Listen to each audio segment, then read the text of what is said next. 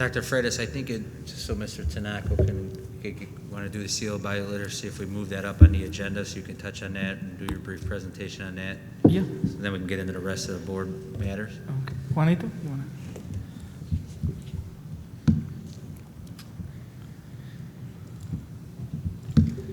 Tough time to give a separate presentation. Sorry you had to wait, Mr. Tanoka. That's perfectly fine. Yeah. So good evening, board members. Today, we have the privilege and the honor, to be presenting the seal of biliteracy for the students. I just quickly, want to recognize, Juanito, Mr. Tinoco. It's a term of endearment, me calling him Juanito, but, for all the work, we really co-created, this presentation, we practiced, and, I'm excited to be presenting with you today, Juanito, in front of our board. I also want to thank Ms. Kylie Lindquist, all the language teachers, for previous conversation that they've had, right? Correct. About the seal of biliteracy, but now, we're delivering this. So, thank you, students, as well, for, recognizing the value and for showing your curiosity, and this, hopefully will enlighten you a little more. I've had the opportunity to, if we could go to the agenda first. So we're going to give a quick overview of the seal of biliteracy, give a little background, share some data, share the vision and purpose, and what it could look like here at RB. 58, Mayor, 58 of 74. So what is the seal of biliteracy? Being biliterate is being able to speak, write, and listen in both languages and do it with proficiency. What is the state seal of biliteracy? Is the recognition you get when you're fluent in both languages. And later on in the presentation, Mr. Tinoco will talk about, once you show proficiency, what are your benefits that you gain from that? So the seal of biliteracy is not new. This was founded 9 years ago in the state of California. They were the first ones to adopt this. New York followed, DC followed, and then as you look at the current map, over 40 states have adopted the seal of biliteracy. And currently, the state of Illinois, 126 school districts. So this is a nationwide movement to recognize bilingualism. And for those who know a little bit about the history of this country, what's made this country really special is bilingual origins. Back when this country was founded, there was more German spoken than English. Spanish was spoken here, French was spoken here, Dutch was spoken here. So this country has bilingual, and all the native languages, of course. So this country has had bilingual, trilingual origins since the beginning. Here in our great state of Illinois, if we go to the next slide, please. In 2013, the seal of biliteracy was approved by the Illinois General Assembly, and this was actually spearheaded by State Senator Iris Martinez. She was the lead sponsor. So I want to thank Senator Martinez and everyone that supported this bill. In 2014, the state board released the guidelines to attain the seal of biliteracy, and it began being adopted voluntarily. So that's a little bit about the history. Currently, projections, if we could go to the next slide, please. Currently, then this is for last year, the 2019-2020 school year, there should be about 11,000 awards, 11,000 students receiving this designation in 126 school districts in 37 languages. So I think that is pretty special, and I want to thank everyone at the Illinois State Board of Education for having moved this forward. And then the commendation, which is a secondary award. If we could go to the next slide, please.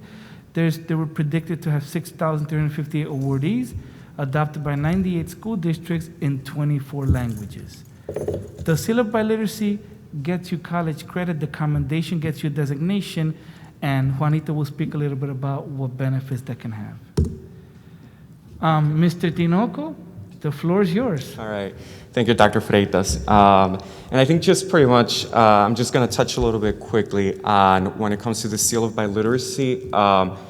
As Dr. Freitas explained it, I mean, it's pretty much showing that a student is proficient in English and in another language. For some students, it's their first language, as is the case, as you could see from the state data, from the state data.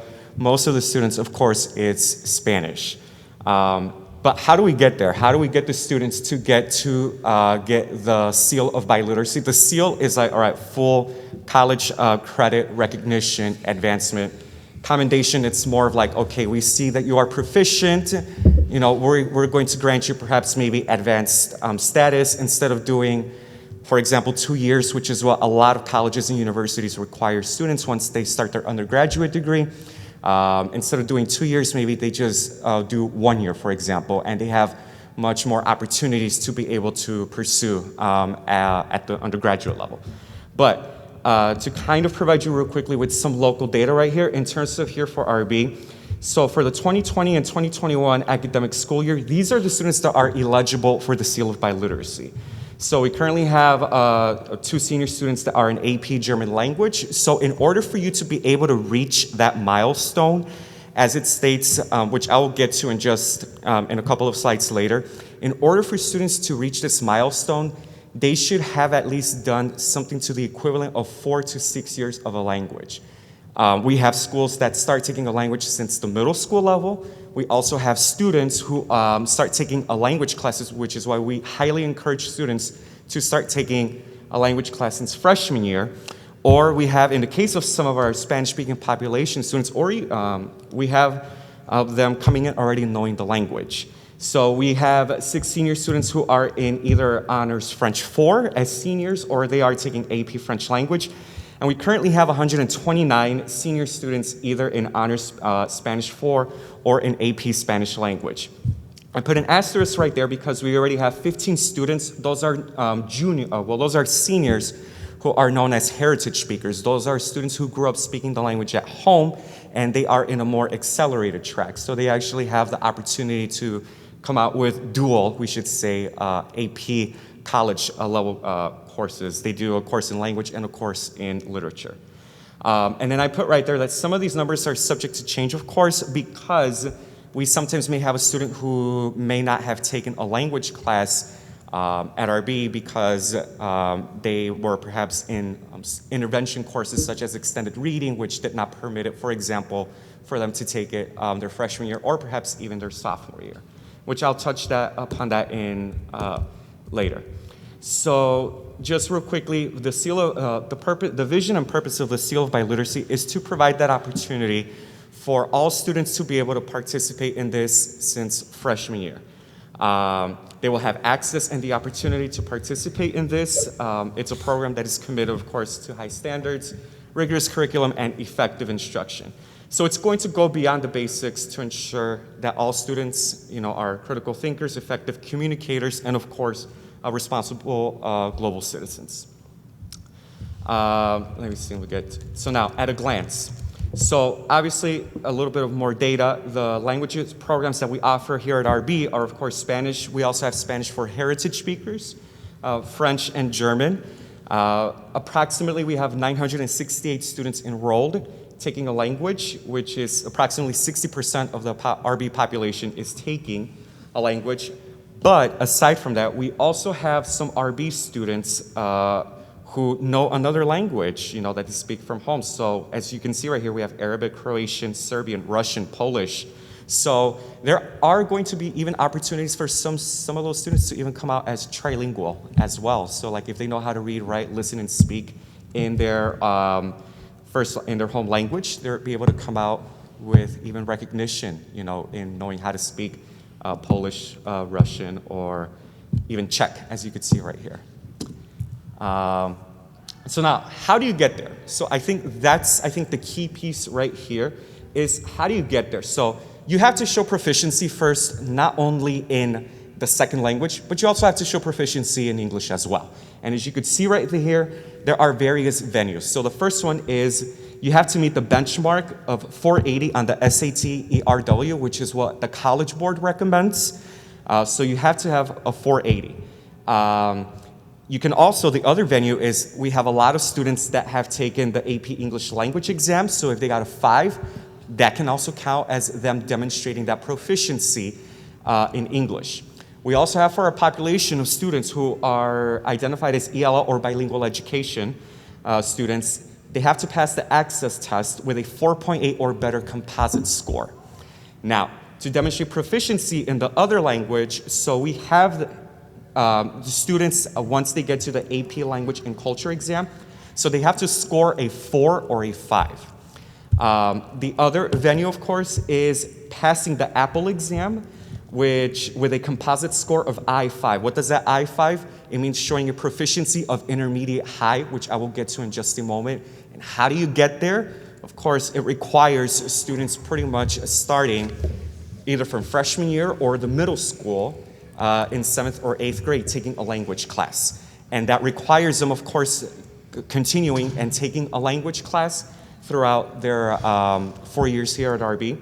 And if the language exam is not available, in other words, if there's no AP exam or the Apple exam, other options to demonstrate such proficiency are available. It would just be a matter of them just communicating with me. And so now I'm going to get to this proficiency model, so right here. So I'm just going to explain this quickly. So this is according to the ACTFL standards, the American Council of Teachers of Foreign Languages. So in order to get that recognition, in order to reach that intermediate proficiency, as it says right there, a student has to be able, as it says right there, create with language and bring to a close simple conversation by asking and responding to simple questions. So language instruction has really changed with time. It's not like how it was back in the day where you just had to memorize those phrases and repeat them, verb conjugations. No, you step into the classroom of any world language instruction, you have students already doing like mini presentations, and we do a lot of stuff that also supports other core language classes. I mean, they're looking at graphs, they're interpreting them in Spanish. So I mean, we're actually using the language that they are learning in the classroom. So it's like they're using it for, you know, a purpose. They're reading articles and they're having discussions. Like, for example, in my class, I'm the one who teaches the AP courses, and I taught also in the past the level 1s and the level 2s. I mean, I have students already doing analyzing, interpreting texts and things like that. So that just gives you an idea of what proficiency level they have to be.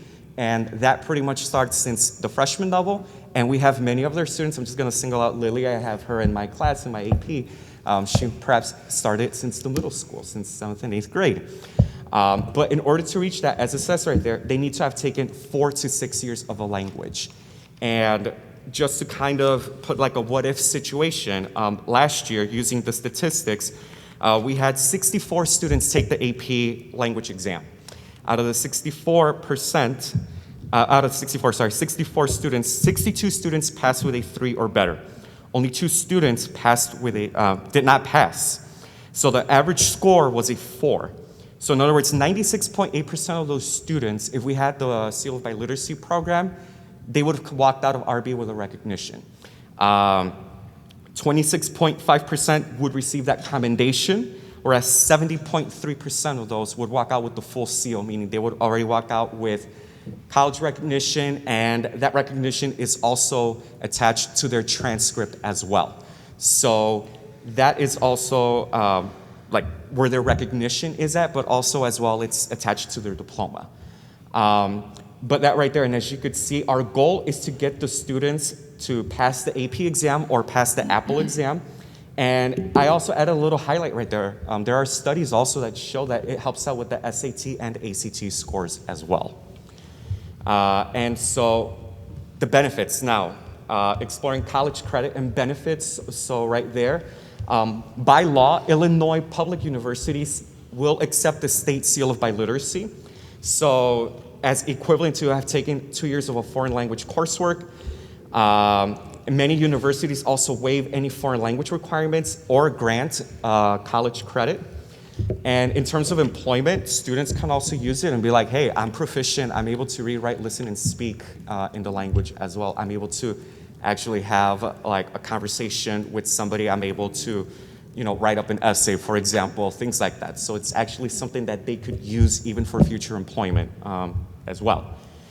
Now, I also added this also little chart right here. So just so you could see in terms of just cost savings and things like that, and using pretty much some of the most common colleges and community colleges that students attend to. And as you could see, if they get a 3 For example, at UIC, it awards them 4 semester hours, which is the equivalent of almost saving $3,500.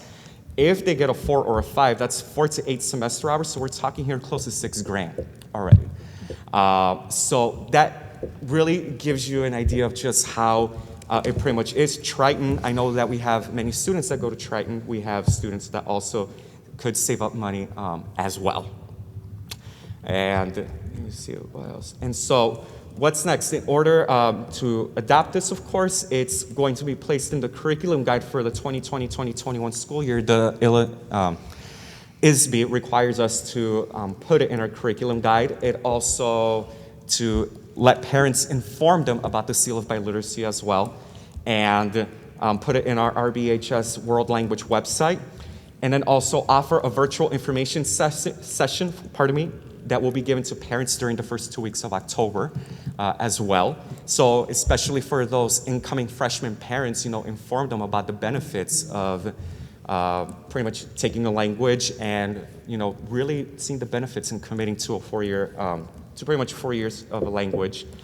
And then also sign up students to take the Apple exam and the AP Language and Culture exams as well. I think the students who will reach the AP milestone have much more higher chances, of course, because they also take the AP exam as well. And senior students who are not enrolled in a language course who speak another language that's not offered here at RB are highly encouraged to come and speak to me about possibly being able to demonstrate proficiency and perhaps walking out of here trilingual or polyglots, maybe even knowing,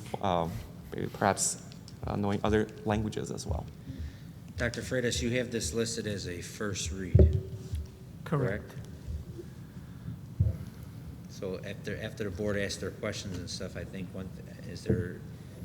the goal is to put this in a curriculum guide for October? Correct. And there's no additional budget implications on this, is there, Dr. Freitas? Not at the moment, no. This is strictly a procedural, they have the board approve it, and then you and Mr. Tinoco going through all the steps? Correct. Okay. Can I also say something?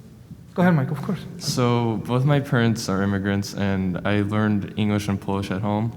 I've been going to a local Polish high school here for 11 years, and it's actually ISBE affiliated. I was going to take one of these exams for the proficiency, but having the Seal of Biliteracy is just going to make it that much more meaningful. I also know 6 other students that go to RB that go to that school, so it would also help us out as well. I just really think this should be implemented. Like mentioned before, 126 other districts have implemented it. I don't see why we shouldn't, but it's really important to me. Thank you, Michael. Does the board have any questions for Dr. Freitas or Mr. Tinoco? I do. So it's 6 years is better, obviously, the Correct. younger they start, the better it is. So my children went to Grove, so I know what's offered there. Mm-hmm. What does it look like at Hauser and Camargue for? So Hauser they have a French and a Spanish program, so they have the 7th and 8th grade. So it's a robust, it looks very similar like ours. They have Monday through Friday, so they walk in and they go through a placement exam. If they pass it, of course, they enter a level 2, so that means they start with the accelerated program. Camargue, unfortunately, does not offer a language program as robust as Hauser and Gross. But I think that has what really has helped us out in terms of students continuing and taking a language at the AP level. So they have that advantage right there. Sure. In terms of starting at the middle school levels. Yeah. Is there any way to, I think it'd be great to communicate with them this path that we're on, right? And is there, I don't know how we could support them, right, except for maybe helping them craft a plan. Right. If they could come around to the idea of having a language class there. Right. I think I know there are various other school districts, and this is a whole different topic of conversation that are going to dual immersion, for example. Yeah, if you look I teach in a dual. Right. In Berwyn, right? We do dual. Right. So. In Berwyn, yes, I've heard Berwyn, Oswego. So many schools are, headed that route. They're using, knowing another language is additive. It's Right. it's beneficial, actually helps with the improvement of just learning another language. In this case, there's this push, they need to learn English, right? But let's also keep on, helping them, and learning another language. Right. So I think in terms of going back to your original question, I think it's really communicating with the feeder schools and continuing to support the languages. I guess that's one thing. And really, I guess really promoting just like the importance of languages, that it's not just you're learning another language, but it's helping you out in your other skills as well. Like if you want to be successful and, get really good scores in your other core academic classes as well. And it just really helps you out in terms of, it's a skill that you could use pretty much. Sure, I would absolutely echo that. I didn't know English as well until I took Spanish in high school. Right, like looking at them side by side and comparing them, a lot of light bulbs went on for me about English while I was learning Spanish, right? So of course, and then I think the whole being acceptive of other cultures, right, and learning what they are about, right? Because again, ignorance breeds fear, fear breeds hate. So we want to make things as inclusive as possible, right? So, yes, Michael, there's absolutely the reason it's coming here is because it's got to go in the curriculum guide, and anything that goes in the curriculum guide has to come through us. But I would imagine that everyone on this board absolutely sees no issue with this, I would hope. Yeah, I would be willing to waive the second reading if we're concerned about printing deadlines with the curriculum guide. Trying to lead up to is unless the board has concerns, this may be one that's if you could just take a roll call. It doesn't have to be a roll call vote, but it could give Dr. Freitas and Mr. Tinoco an opportunity to get moving on some of the other things they need to do. Well, I think we passed last time that a second reading was just necessary for issues that had financial implications. That's actually on today's That's on the agenda for today. Okay. But yes, correct, there's no budgetary impact. So we could go forward. I do have a question. Sure. There are several private schools, it's a great program, that I know Timothy and I think St. John's and LaGrange, where the students are able to take Spanish, high school Spanish, by 8th grade and get 1 high school credit.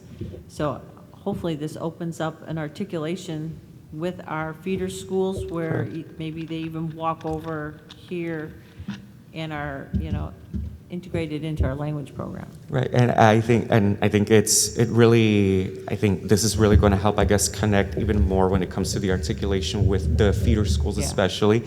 And I think when it comes to, I guess, not only connecting us more with our feeder schools, but I think also, I guess, sending out the message, as well that, it's an additive, I guess. It's really like a lot. I know at the elementary level as well, they talk about improving test scores and really equipping, I guess, the students with the skills to be successful. And I think having the language, as it was stated right now, you really don't understand like how a language works until you start taking a foreign language, I guess. But yeah. Okay. So I had one other question. I think not related to to this program, but I think I'd like to hear at a future board meeting, maybe it's more Kylie or someone else on the curriculum side, to talk about what our language plans are. Yes, I saw that question submitted. Okay, so that was one of my questions, with where we are with the German program and then other options besides Spanish and French. I'd like to understand how we can move forward with a variety of languages that ultimately would be eligible for this program. Yeah, Dan, I can share quickly. So as far as our language plan, I would say it's in development. Unfortunately, German, and I don't know why, because I'm a lover of languages, students haven't been as interested in the language. And currently we're offering German via the Illinois Virtual School, IVS. We had a hard time finding a qualified individual, which is very tough. So we went the online option. Our section in our classes are dictated by student interest, of course. So if there's more interest, I wouldn't see why we wouldn't open up a section or continue recruiting. I believe, the Spanish numbers have been holding steady, and as well as French, but, unfortunately, at least from my understanding at the moment, students haven't demonstrated that much interest in the language. I'm not gonna give up on it. As I just said, I'm a lover of languages. But again, it's all dictated by interest and student involvement. But we're developing the plan right now. We're using IBS for German, and we'll have to wait and see what the next step is. Let's put that on a list to follow back up on in October then, okay? All right, do we have to give Yeah, a vote on this? I'm going to read a motion, okay? Board of Education, Township High School District 208, Cook County, Illinois hereby approves adding the Seal of Biliteracy program to the 2021-2022 curriculum guide. I need a second. Second. This could be an all in Ms. Sierra? favor. Yeah, it doesn't have any budget implications, so you can do yea or nay. You- All in favor? Aye. All opposed? All right, Ayes have it. there you have it. Okay, go to it, gentlemen. Thank you. Thank you. You have a good evening. Thank you, Juanita. You have a good All right, night. we'll Thank you move Buenas for noches. staying.